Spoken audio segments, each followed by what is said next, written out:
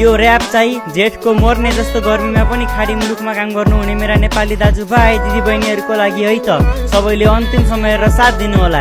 यही खाडीको लाउरे म त काम गर्छु दुबई भित्र। जेठको महिना अब गर्मी सुरु हुँदै मित्र। 50 डिग्री भन्दा माथिको गर्मीमा तातो बालुवा बोक्नु पर्छ रुदै मित्र। काम नगरम भने क्यारी पैसा फल्छ जब 50,000 कमाउन नयाँ छाती जल्नु पर्छ।